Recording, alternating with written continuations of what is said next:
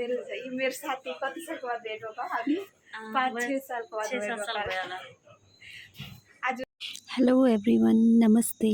आज चाहिँ हो सन्डे 28 सेप्टेम्बर र आज चाहिँ मेरो दिन एकदमै राम्रो गयो। बिहान उठेँ किनकि मलाई आज सन्डे यहाँ एभ्री सन्डे बिहान सब्जी बजार लाग्छ, त मलाई चाहिँ सब्जी बजार जानु थियो, त्यही भएर छिट्टै उठेँ। अनि म चाहिँ यहाँ आमाले चिया बनाएर दिनुभएको थियो, अनि छिटो छिटो चिया खाएँ। अनि त्यसपछि अब चाहिँ बहिनी र म बजार जानु लागेको, ठिक्कै कुछु पनि पछि अब सब्जी बजार जानु लागेको।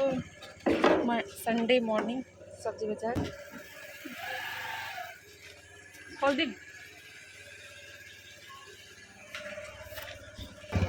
अच्छा लाग्दैछ। गएर आउँछु ल, बन्द भयो। आज चाहिँ बादल मजाको लागिरहेछ।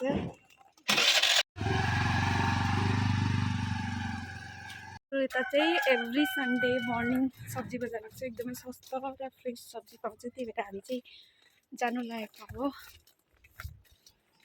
बहिनी र म।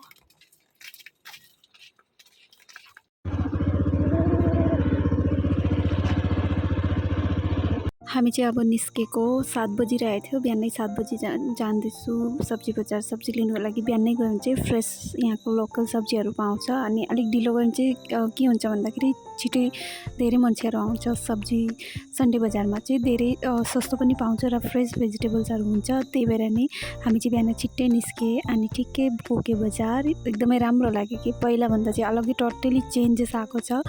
अनि यहाँ हेर्नु पाउँछ तपाईँहरूलाई चाहिँ धेरै एकदमै फ्रेस भेजिटेबल्सहरू। हामीले चाहिँ बहिनी र मैले चाहिँ त्यही भनेर गएको थियो कि बाँकी सब्जी त हामीले उता पनि खानु पाउँछ, तर हामीलाई चाहिँ जस्तो लोकल सब्जीहरू लिनु मन थियो, जसको लागि हामीलाई एकदमै धेरै क्रेभिङ भइरहेको थियो।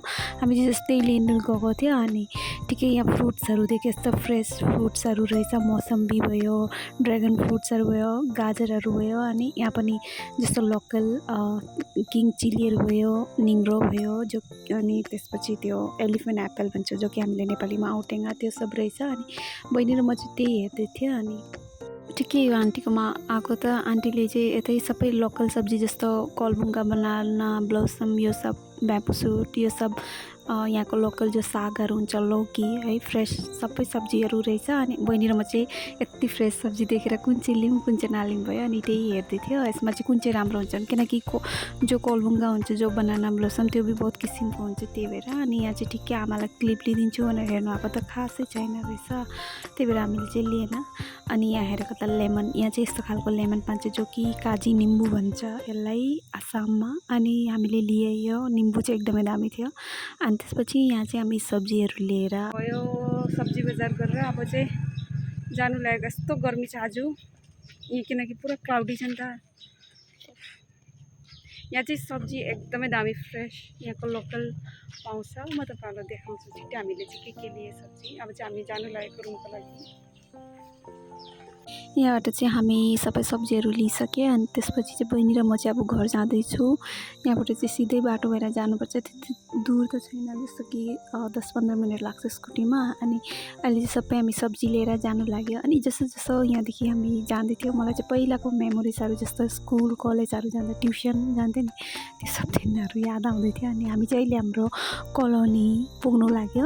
यहाँदेखि चाहिँ बाटो स्ट्रेट सिधै जानुपर्छ। अनि हाम्रो चाहिँ यहाँको एकदमै दामी छ बाटोहरू चाहिँ। अनि हामी चाहिँ ठिक्कै पुग्यो, 1 घन्टामा हामीले सबै सब्जी किनेर खत्तम पारेर हामी चाहिँ रुम फर्किँदै थियो। अनि आजको चाहिँ मौसम एकदमै बढिया थियो, क्लाउडी थियो, त्यही भएर चाहिँ त्यति गर्मी थिएन, खासै गर्मी थिएन अस्तिको जस्तो। अनि हामी चाहिँ बहिनी र म चाहिँ घर फर्किसकेका यति बेला चाहिँ सब्जीहरू लिएर।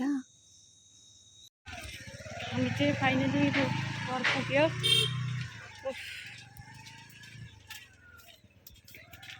आज झन् घाम नलागेर पुरा क्लाउडी भएको छ, यति गर्मी भएको छ।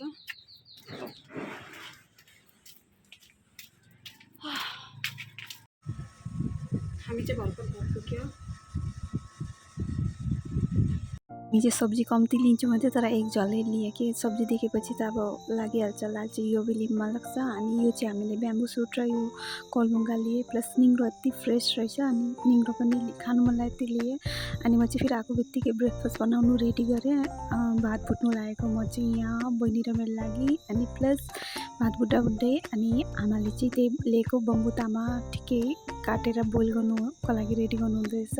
अनि सब्जी के खाने त भनेर म चाहिँ हेर्दै थिएँ अनि आमाले चाहिँ जे खानु मन परेछ त्यही बनाउन त भने अनि मलाई चाहिँ ठिकै कस्तो फर्सी खानु मन थियो अनि एकदमै राम्रो फ्रेस लिएको थियो बजारदेखि, त्यही म चाहिँ काटेर अब बनाउनु लागेको थिएँ ब्रेकफास्टमा। अनि म चाहिँ यहाँ खाना सब्जीको लागि रेडी गर्दै खाना भुट्दै थिएँ, भात भुट्दै थियो अनि आमाले चाहिँ चिया बनाउनु हुँदै थियो हाम्रो लागि।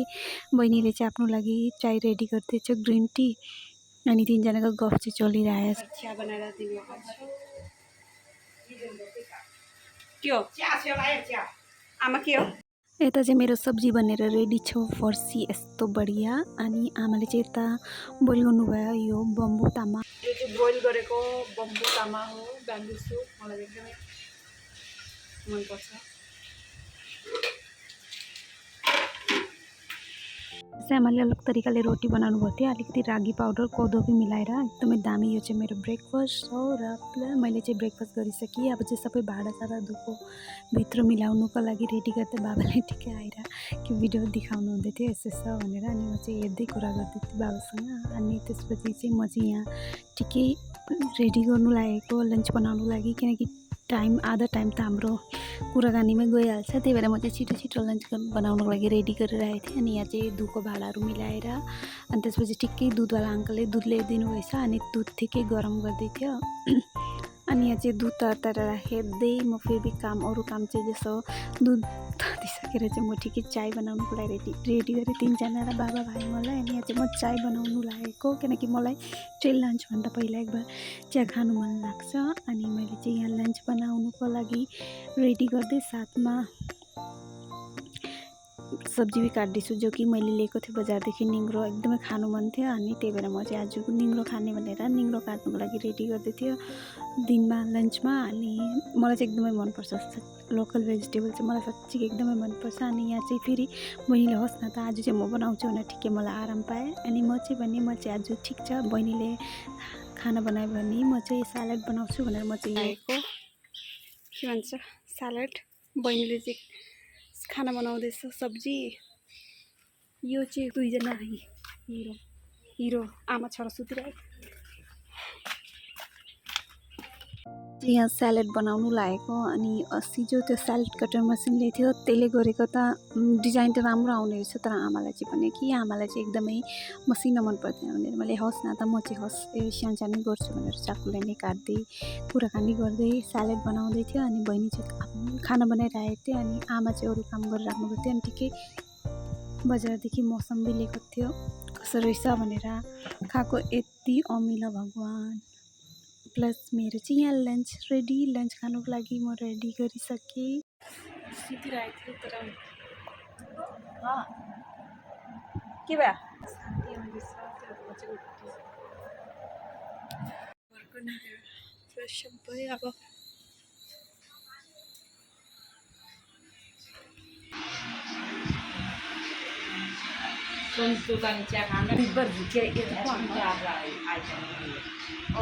ठिकै म चाहिँ चिया खाँदै थिएँ, आमाले यस्तो हाँस्ने कुरा के भयो भने मलाई यस्तो हाँस उठ्यो कि मलाई हाँसी कन्ट्रोल नै नभएको।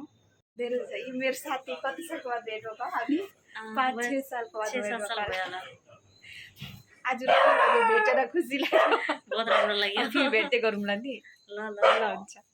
को लागि चाहिँ यति नै गाइस। आज चाहिँ मेरो दिन बहुत राम्रो गयो, किनकि म आज सन्डे थियो त सन्डे मार्केट गएको थियो र अलिकति सधैँको भन्दाखेरि आजको भिडियोमा अलिकति चेन्जेस यही हेर्नु पाउँछु कि तपाईँलाई अलिकति मार्केटको म जति पनि गर्थेँ त्यो सब मैले क्याप्चर गरेको छु। र प्लस आज चाहिँ मलाई बहुत खुसी लागेको छ, मेरो जो पुरानो साथी जो मेरो स्कुलमेट है, हामी दुईजना चाहिँ सायद एराउन्ड भएको थियो होला 5-6 साल हामी भेट भएको थिएन। आज 32 सालको बाद भेट भयो, मलाई बहुत ही ज़्यादा राम्रो लाग्यो, बहुत ही खुसी लाग्यो।